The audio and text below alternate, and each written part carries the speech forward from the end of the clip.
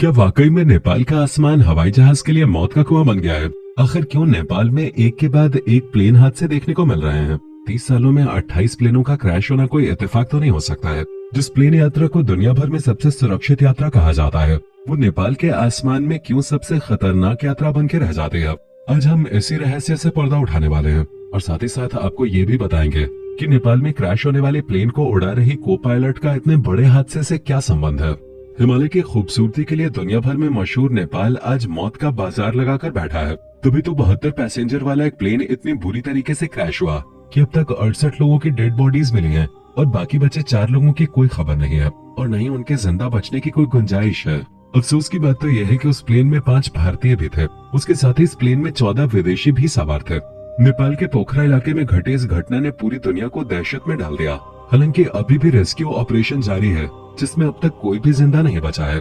जब नेपाल की येती एयरलाइंस के ATR 72 PLA प्लेन ने काठमांडू से पोखरा के लिए उड़ान भरी थे और ये दोनों ही शहर हिमालय के पहाड़ी इलाके में आते हैं। इस प्लेन की कुल कैपेसिटी 72 सीट के थे, जिसमें 68 पैसेंजर्स और 4 ग्रुप मेंबर्स को मिलाकर कुल 72 लोग प्लेन में सवार थे।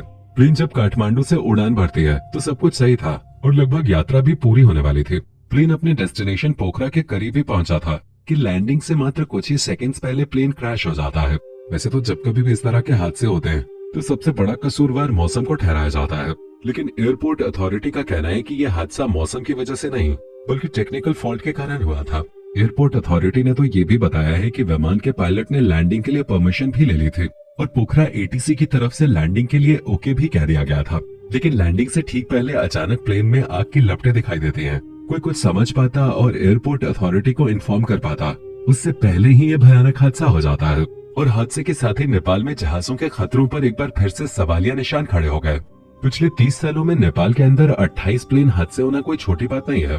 एक्सपर्ट्स का कहना है कि पर्वत श्रृंखलाओं, खराब मौसम, पुराने विमान और कम एक्सपीरियंस वाले पायलट्स के कारण इस तरह के हादसे लगातार नेपाल में हो रहे हैं।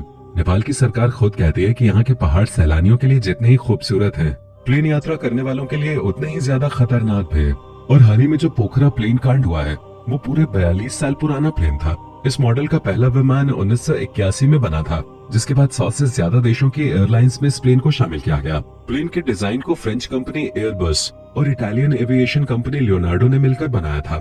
इस प्लेन का इस्तेमाल कई जगहों पर होता है, लेकिन फिर भी दोस्तों नेपाल की सरकार को समझना होगा कि वहाँ के पहाड़ी इलाकों के लिए कोई प्लेन तभी बढ़िया है जो खास तौर पर नेपाल के लिए डिजाइन की गई हो, क्योंकि नेपाल का आसमान दुनिया के बाकी देशों से बहुत ही ज्यादा अलग है।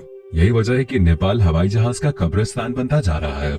दोस्तों, नेपाल की सरकारी एजेंसी का कहना है कि वहाँ की सिविल एविएशन अथॉरिटी की 2019 की सेफ्टी रिपोर्ट के मुताबिक देश की खतरनाक ज्योग्राफिकल लोकेशन देश के पायलट्स के लिए सबसे बड़ी चुनौती होती है। नेपाल में दुनिया के सबसे ऊंचे पहाड़ माउंट एवरेस्ट के साथ ही बाकी 8 सबसे ऊंचे पहाड़ भी मौजूद हैं। इतना ही नहीं, नेपाल में केवल एक ही इंटरनेशनल एयरपोर्ट है जो कि सी लेवल से 1338 मीटर की ऊंचाई पर है। एयरपोर्ट एक नैरो वैली में बनाया गया है जो इतनी ज्यादा डेंजरस है कि कई बार प्लेन को उड़ान भरने के लिए बहुत ही कम जगह मिलती है। इसके अलावा नेपाल के नॉर्थ ईस्ट में मौजूद लोकला शहर का एयरपोर्ट दुनिया के सबसे खतरनाक एयरपोर्ट्स में टॉप पे आता है। असल में ये एयरपोर्ट एवरेस्ट के बहुत ही करीब है। यहाँ तक कि इस एयरपोर्ट को माउंट एवरेस्ट का एंट्री गेट भी कहा जाता है। यही वजह है कि इस एयरपोर्ट के रनवे को पहाड़ों के बीच चट्टान को काट कर तैयार किया गया है, जिसकी वजह से एयरपोर्ट के एक कोने में विशालकाय पर्वत तो दूसरे कोने में खतरनाक खाई है। इस खतरनाक एयरपोर्ट पे अगर कोई नौसिखिया पायलट प्लेन चलाने जाएगा तो हादसा होना पक्का है। यहाँ पर बहुत ही एक्सपीरियंस्ड पायलट ही उड़ान भरते हैं। हालांकि कई बार उनसे भी छोटी मोटी गलतियां हो जाती हैं, जिसका बहुत ही बुरा खामियाजा भुगतना पड़ता है। दोस्तों, आपको ये अंदाजा तो हो गया होगा कि नेपाल में बने एयरपोर्ट पूरी तरह से सुरक्षित नहीं है और न ही इन्हें कभी सुरक्षित किया जा सकता है। अब अगर कोई चमत्कार हो जाए और एयरपोर्ट सुरक्षित हो भी जाए, तब भी यहाँ का मौसम मुसीबत बनकर सामने खड़ा हो जाएगा। नेपाल के ऊंचे ऊंचे पहाड़ों के कारण यहाँ का मौसम इतनी तेजी से बदलता है कि आप अंदाजा भी नहीं लगा सकते। पुल पुल बदलते मौसम के कारण पायलट्स के लिए विमान को नेविगेट करना मुश्किल हो जाता है, वो भी तब जब मौसम अचानक बदल जाए और सामने कुछ भी दिखाई न दे, बस तूफान हो। अगर बर्फबारी पड़ गई तो एयरपोर्ट के रनवे और भी ज्यादा खतरनाक हो जाते हैं। इस तरह की परिस्थितियों में विमान उड़ा रहे पायलट से अगर हल्की सी भी चूक हो जाए तो पूरी यात्रा जानलेवा बन सकती है, जिसका नतीजा आप पोखरा हादसे में देख चुके हैं। वैसे दोस्तों, नेपाल में केवल मौसम और भौगोलिक समस्याएं ही नहीं है, बल्कि यहाँ की टेक्नोलॉजी भी बहुत पीछे है। तभी तो नेपाल में बेहतर रडार सिस्टम और स्टाफ की कमी पाई जाती है। इन्हीं सब कारणों से पायलट प्लेन को ठीक तरह से नहीं उड़ा पाते, क्योंकि उन्हें न ही क्लियर सिग्नल मिल पाता है और न ही मौसम का अंदाजा लगता है। और पुराने डिजाइन के प्लेन गरीबी में आटा गीला करने का काम करते हैं, क्योंकि इस तरह के प्लेन में ढंग से सेंसर नहीं लगे होते हैं जो ऑटोमेटिक अलर्ट से पायलट को पहले ही चेतावनी दे सके। यही वजह है कि आज नेपाल की एविएशन इंडस्ट्री डूबती चली जा रही है और वो दिन दूर नहीं जब लोग ऊंची ऊंची पहाड़ियों पर चढ़कर नेपाल पहुंच जाएंगे, लेकिन नेपाल के प्लेन्स में गलती से भी नहीं बैठेंगे। वैसे पोखरा हादसे में एक बहुत ही अजीब कोइंसिडेंस भी देखने को मिला। प्लेन की को पायलट अंजू खातीवाड़ कैप्टन कमल कैसी के साथ प्लेन को उड़ा रही थी। बतौर को पायलट ये अंजू की आखिरी उड़ान थी, जिसके बाद उनका प्रमोशन होने वाला था और वो कैप्टन बनने वाली थी। इसीलिए अंजू की आखिरी उड़ान के लिए उनके सीनियर पायलट कमल मौजूद थे, जिससे पहले कई सारे पायलट्स को ट्रेनिंग दे चुके थे। कैप्टन कमल कैसी को 35 साल का एक्सपीरियंस था, इसीलिए 15 जनवरी को पोखरा के लिए उड़ान भरते समय कैप्टन कमल ने पायलट की सीट पर अपनी को पायलट अंजू को बिठाया था और इस प्लेन की सक्सेसफुल लैंडिंग के बाद अंजू का प्रमोशन हो जाता। लेकिन होने को कौन टाल सकता है। अपने प्रमोशन से महज कुछ ही मिनटों के दरमियान इतना बड़ा हादसा हो गया जिसकी किसी ने भी उम्मीद नहीं की थी। पर हैरान करने वाली बात तो यह है कि ठीक इसी तरह का हादसा अंजू के पति दीपक पोखरेल के साथ भी देखने को मिला।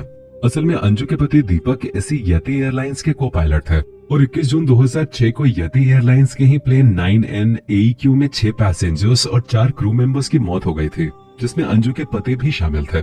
अब आप अंदाजा लगा सकते हैं कि नेपाल में किस तरह लगातार एक के बाद एक हादसे देखने को मिल रहे हैं, जिसमें हम केवल नेपाल के मौसम और वहाँ के पहाड़ों को जिम्मेदार नहीं ठहरा सकते, बल्कि कोई न कोई कारण तो जरूर होगा जिसकी वजह से लोगों की लगातार मौतें हो रही हैं।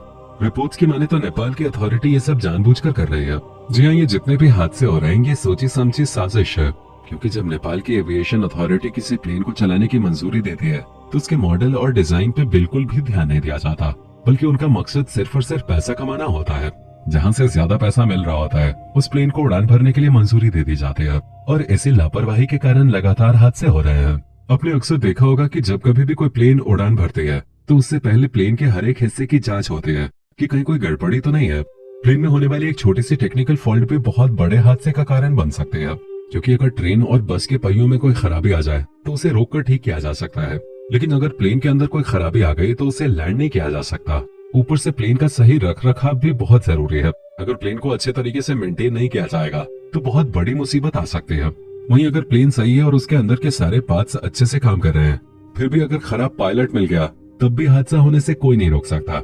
हम मानते हैं कि नेपाल के पास एक्सपीरियंस पायलट्स की कोई कमी नहीं है, लेकिन नेपाल में नौसिखिया पायलट्स भी भरे पड़े हैं जो अपने आप को तुरम खान समझकर नेपाल के आसमान में प्लेन उड़ाने की कोशिश करते हैं और सीधा मुंह के बल गिरते हैं। वो तो मौत के चंगुल में फंसे जाते हैं, साथ ही साथ प्लेन में बैठे बाकी पैसेंजर्स की भी जान चली जाती है। और ये हादसे केवल प्लेन के साथ ही नहीं बल्कि हेलीकॉप्टर्स के साथ भी देखने को मिलते हैं, जहां हेलीकॉप्टर क्रैश होकर छोटे छोटे टुकड़ों में बिखर जाते हैं। और शायद यही वजह है कि आज नेपाल के आसमान को दुनिया का सबसे खतरनाक आसमान कहा जाता है। हम तो यही कहेंगे कि नेपाल की सरकार को अपने यहाँ होने वाली गलतियों पर ध्यान देना होगा, क्योंकि मौसम को तो कोई नहीं बदल सकता, पर अगर सावधानी बरती जाए तो इतने बड़े हादसों को होने से रोका जा सकता है। क्योंकि एक साथ दर्जनों लोगों का इस तरह से मौत के घाट उतर जाना कोई छोटी बात नहीं है। दोस्तों, आपका इस पर क्या कहना है कमेंट में जरूर बताएं और इसी तरह के वीडियोस को देखते रहने के लिए चैनल को सब्सक्राइब करना बिल्कुल भी ना भूलें। धन्यवाद।